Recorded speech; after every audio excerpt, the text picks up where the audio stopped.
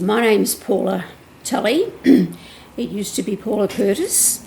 Married to Ian for over 40 years. We met each other here in Chiswick when we were 5 years old. It was great. There were bamboo patches and tadpole ponds and swimming baths, and we had a wonderful, wonderful childhood. We weren't sweethearts when we were young, but something grabbed a hold later on. And it's not the place it used to be. They had the Progress Association, and then they built the baths, and they used to take us on the picnic down the river every year. It was just a wonderland for a kid. No one went to soccer practice or ballet, or you made your own fun. Heaps of it. Billy carts? Yeah. Well, I'm Ian Tulley. I was born here in Chiswick. Yes, as Paula said, we had a great time as kids here. It is a totally different place now. Growing up, the box company was probably the great big open area, which of course is now Bortfield Drive, where all the units are. And again, as kids, I'd go down with a friend of mine, Keith, and quite often we would slip into the box company. Not allowed to, of course, but we'd go down there and go to the wharf, and you'd spearfish leather jackets, that sort of thing, around the wharf steps and things like that. You'd never see the caretaker. You'd always be able to get past him. The bamboo patch in Wither Street, that was all open area. A lot of open area, of course, down through Burns Crescent. There were no houses down that area on one side of the road, going down into the park, which is now the park area. So, I mean, that's all become quite an extensive residential area around there now. But yeah, as kids, it was a great place to grow up. You had to make your own fun.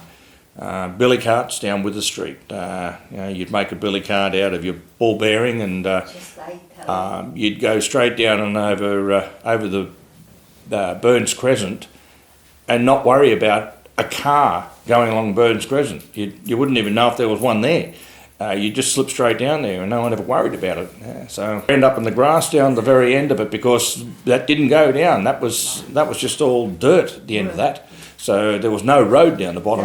I came from Burns Crescent, down on the water. Yep. Possibly one of the first houses down there. You'd go down at low tide, and you'd pick up a rock, and there'd be mud gudges. It's a little fish. Then he'd hide under the rock till the tide came back in, and then he would go again. So I used to pick buckets full of them and then tip them in at high tide. And where we lived on the water, there was a rock face, and there were great big water rats, great big ugly water rats. It was good to stay away from them. Yeah. My dad had a wharf and many boats, mostly with my name, Paula J. Yeah. The Progress Association was obviously a big thing. They did build the bars down there at the end of Blackwall Point Road, and it was great for the local community. It was somewhere for the kids to go and safely be able to swim.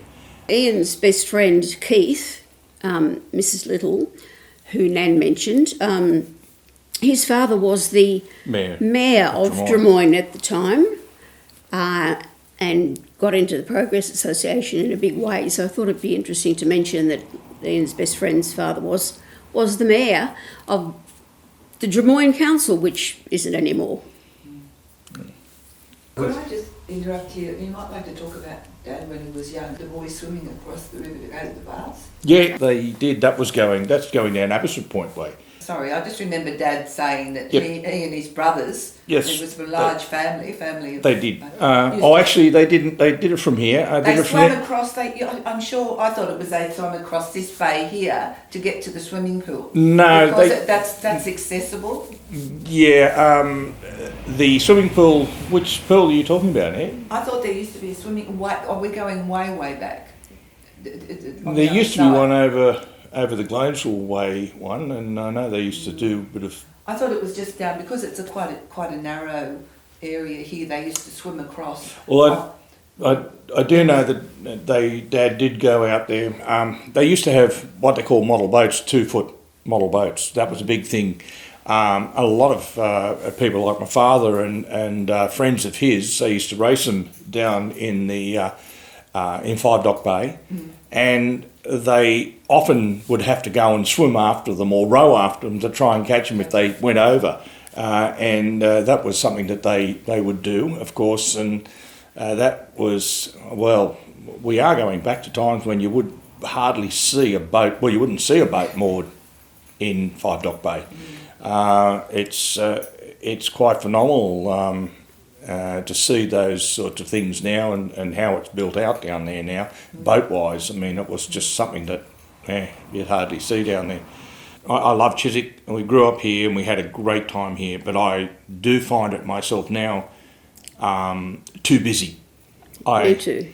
We've moved up to Central Coast, as I said, and I get to the point now where coming down to Sydney is, I really don't want to, I do because of Mum, but it is something that I find I like the idea of the way things were. I feel sad, I suppose you'd call it nostalgia, every time I come here. As we do come to see Nan, the only reason we come down, and I really get an attack of nostalgia and I get a bit weepy sometimes, just to remember how it was and how it is now. As Anne and I were talking about a little while ago, these days it's a now society, whereas we grew up in a matter of, well, we would like to have that, and it's now January or February, and maybe we'll get it in Christmas. My uncle actually had the opportunity of buying 2 houses in Blackwall Point Road, and he didn't want them, and at the ripe old age of about 20 for me, he said, did I want to purchase them because I could get them very cheap, and even significantly cheaper than what the market value was. And my preference was at that time to buy a new car. So I decided against that. Of course, age and wisdom makes you kick yourself sometimes at that sort of opportunity, because the price was quite significant. I mean, it was only about 6 times the price of a new car to buy 2 blocks of one full house and virtually a block of land with a house that needed to be demolished. People weren't interested because it had the box factory and it had license, and down on the river where we looked over to the education department where they made all the desks and whatnot, and all sorts of yucky things spewed into the bay, and there was no retaining wall, and every low tide was a peg on the nose job, and a block of land cost you just nothing. Now you can't afford to get back into it. Yeah, and of course we both went to the Sunday school as well that was there. Yeah, where Anne used to actually teacher. be one of the Sunday school teachers Before there. I saw the light. But what's interesting is when I've actually got the subdivision. We're off camera now, aren't we? Yes and no. I've got the subdivision plans here for Eaton Place. Yeah. And when that was being named, I don't know, somebody in the council I think said to Mum, they were suggesting it be called Tulley Place because the family had been here for so long. Yeah, we didn't want that. And Mum said, no, Miss Eaton, who was the teacher there, Eaton. should be recognised. She was. And that's how it came to its name, Eaton Crescent. So she was the driving force.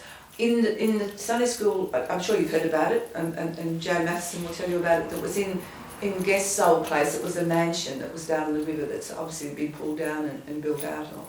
And so that was how Eaton Crescent got its little place. What, Eaton Place? Eaton Place. No, Crescent Place. Fantastic.